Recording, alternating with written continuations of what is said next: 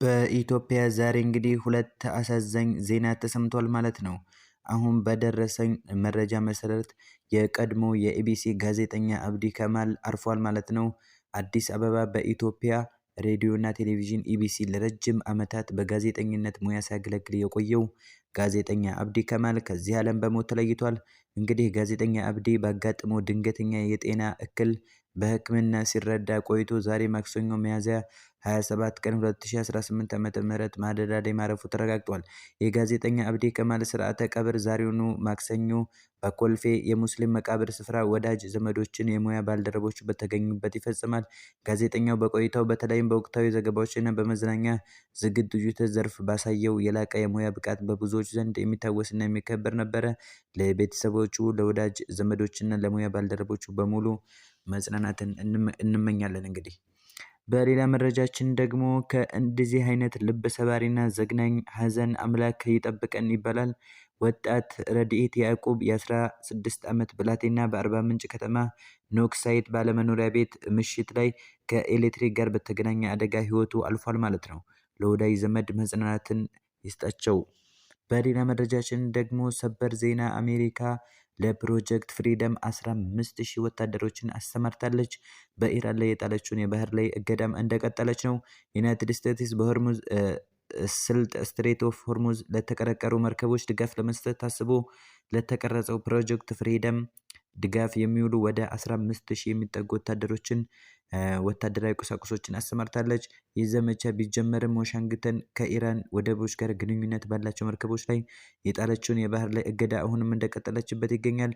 ዩናይትድ ስቴትስ ማዕከላዊ እዝ ሴንትኮም በኦማን ባህረ ሰላጤ አቅራቢያ ባሉ ዓለም አቀፍ ውሃዎች ላይ የሚደረጉ የጥበቃ ስራዎችን የሚያሳዩ ምስሎችን አውጥተዋል ማለት ነው።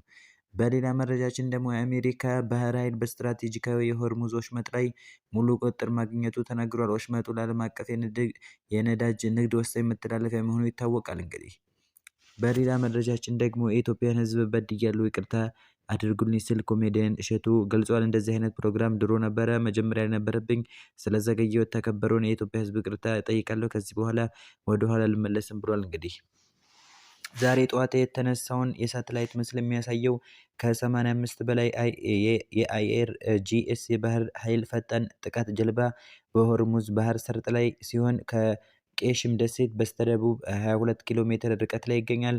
ቦታው ከቄሽም ደሴት በስተደቡብ ይገኛል። ፈጣኑ የማጥቃት ጀልባው ኢራን ምንም እንኳን የአሜሪካ ባህር ኃይል ብልጫ ቢኖረውም ሆርሙዝን በብቃት እንድትዘጋ ያስቻላት ያልተመጣጠነ የጦር መሳሪያ ነው። ትናንሽ ፈጣን ኢላማ ለማድረግ አስቸጋሪና ትላልቅ መርከቦችን በጸረ መርከብ ሚሳኤሎች፣ ፈንጂዎችና በሮኬት የሚንቀሳቀሱ የእጅ ቦምቦችን ማጨናነቅ የሚችል ነው ተብሏል። የሲኤስአይኤስ እና ሌሎች ትንተኞች ለዓመታት አስጠንቅቀዋል።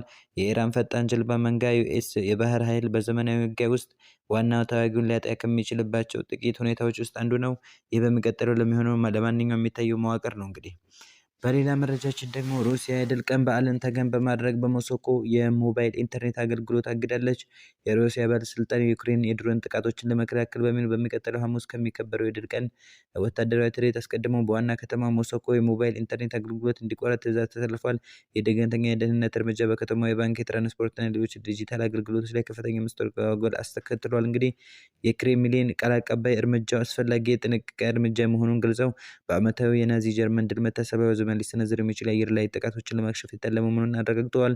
በአገልግሎቶች ላይ የደረሰ መስተጓጎል እንግዲህ የኢንተርኔት መቆራረጡ በሞስኮ ነዋሪዎች የዕለት ተዕለት እንቅስቃሴ ላይ የደረሰው ተጽዕኖ ከፍተኛ ሆኗል። ዘገባዎቹ እንደሚመለክቱት የፋይናንስ ተቋማት፣ የሀገሪቱ ግዙፍ የፋይናንስ ተቋማት ስብረ ባንክ በዲጂታል የክፍያ ስርዓቶች እና በመልእክት መለዋወጫ መተግበሪያዎች ላይ ችግሮች ሊያጋጥሙ እንደሚችሉ ደንበኞች ማስጠንቀቂያ ሰጥተዋል። የትራንስፖርቱ ዘርፍ እንግዲህ በሩሲያ ቀዳሚው ቴክኖሎጂ ኩባንያ የሆነው ያንዴክስ የኢንተርኔት መቋረጡ በታክሲ ጥሪ አገልግሎት ላይ የቴክኒክ ብልሽት መፍጠሩን አገልግሎቱን ለማግኘት አዳጋች መሆኑን አስታውቋል። የመገናኛ ዘዴዎች በሞስኮ የተለያዩ አውራጃዎች የሚገኙ የዜና ወኪሎች የሞባይል ዳታ አገልግሎት ሙሉ በሙሉ መቋረጡን የገለጹ ሲሆኑ መደበኛ የድምፅ ጥሪዎች እና በአሁኑ ወቅት እየሰሩ መሆኑን ታውቋል ማለት ነው። የደህንነት ስጋትና የፖለቲካ አንድምታው እንግዲህ የዘንድሮ የድል ቀን በዓል ከዩክሬን ጋር ለ4 ዓመታት በዘለቀው መጠነ ሰፊ ጦርነት ምክንያት ከወትሮ በተለየ የተቀነሰና ጥብቅ ጥበቃ የሚደረግለት ሆኗል። ዩክሬን በቅርብ ሳምንታት ውስጥ በሩሲያ ጥልቅ ግዛቶች፣ በኃይል ማመንጫዎችና በጦር እዝ ማዕከላት ላይ ድንገተኛ የድሮን ጥቃቶች መሰንዘር የሩሲያን የደህንነት መዋቅር ለከፍተኛ ጥንቃቄ አድርጎታል። እንግዲህ ባለስልጣናቱ የሞባይል ኢንተርኔት አገልግሎት በመቋረጡ የዩክሬን ሰው አልባ አውሮፕላኖች ድሮኖች የሚጠቀሙባቸውን ጂፒኤስ እና ሌሎች የሳተላይት መገናኛ ዘዴዎችን በማደናቀፍ ጥቃቶችን ለመቀልበስ አልመዋል። በሌላ በኩል የክሬምሊን ተቃዋሚዎች ይህን እርምጃ መንግስት በህዝቡ ላይ ያለውን ቁጥጥር ይበልጥ ለማጥበቅ የተጠቀመበት ዘዴ ነው ሲሉ ይተቻሉ። ሆኖም የመንግስት የጸጥታ አካላት ውሳኔውን ከወታደራዊ ደህንነት ጋር ብቻ የተያዘ መሆኑን አጥብቀው ይከራከራሉ። ይህ ኢንተርኔት እገዳ እስከ ድል ቀን በዓል ፍጻሜ ድረስ ሊቀጥል እንደሚችል የሚገመት ሲሆን ይህም በሩሲያ ቴክኖሎጂና የንግድ ዘርፍ ላይ ተጨማሪ ኪሳራ ሊያስከትል እንደሚችል ተስተናግዷል። እንግዲህ አሜሪካ ወደ ኢራን የሚጓዙ 2 የሲቪል ጀልባዎችን መታ 5 ሰዎችን ገደለች። እንግዲህ ጀልባዎቹ ከኦማን ወደ ኢራን የንግድ እቃዎችን ጭነው ይጓጓዙ ነበር ሲሉ የኢራን ታስኒም የዜና ወኪል አንድ ወታደራዊ ምንጭን ጠቅሶ ዘግቧል። ዋሽንግተን ኢላማ ያደረኩት የኢራን ፈጣን ወታደራዊ ጀልባዎችን ነው በማለት ኦፕሬሽኑን ስኬታማ እንደነበር ገልጻለች። ቴህራን ግን የአሜሪካ መግለጫ ተቃውማለች። የኢራን መንግስት ቲቭአርኤ ምንም አይነት የጦር መርከቦች አልሰመጡም ሲሉ የዋሽንግተን ሪፖርት ውድቅ አድርጓል ማለት ነው።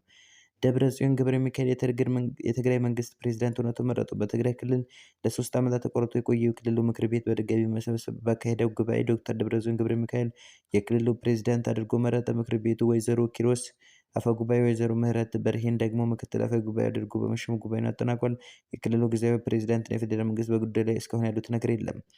የሩሲያ መከላከያ ሚኒስቴር የድል ቀን አስመልክቶ እንግዲህ ከሚያዝያ 30 ግንቦት 1 የሚቆይ የተኩስ አቁም መታወጁን አስታውቋል። የመግለጫው ቁልፍ ነጥቦች የተኩስ አቁሙ የታወጀው የሶቪየት ህዝብ በታላቅ አርበኞች ጦርነት የተቀዳጀውን ድል ለማክበር ነው። የሩሲያ ጦር ኃይሎች በበዓል ዝግጅትን ደህንነት ለማረጋገጥ አስፈላጊ እርምጃዎችን ይወስዳሉ። ከተኩስ አቁም ጋር በተያያዘ ሩሲያ የዩክሬን ወገን ተመሳሳይ እርምጃ ትጠብቃለች። ሚኒስትሩ የኪየቭ አገዛዝ መሪ በዩክሬን ባደረገው ንግግር ግንቦት 1 ቀን ሞስኮን ለመምታት መዛቱን ጠቅሷል። ዩክሬን የድል ቀን ክብረ በዓላትን ለማደናቀፍ የታለሙ የወንጀል እቅዶችን ለመፈጸም ሙከራ ካደረገች የሩሲያ ጦር በኪየቭ እምብርት የበቀለ እርምጃ ይወስዳል። ሩሲያ ምንም እንኳን አቅሙ ቢኖራትም በሰብአዊነት ምክንያት ከዚህ በፊት በኪየቭ እምብርት ጥቃት ከማድረስ ተቆጥባለች።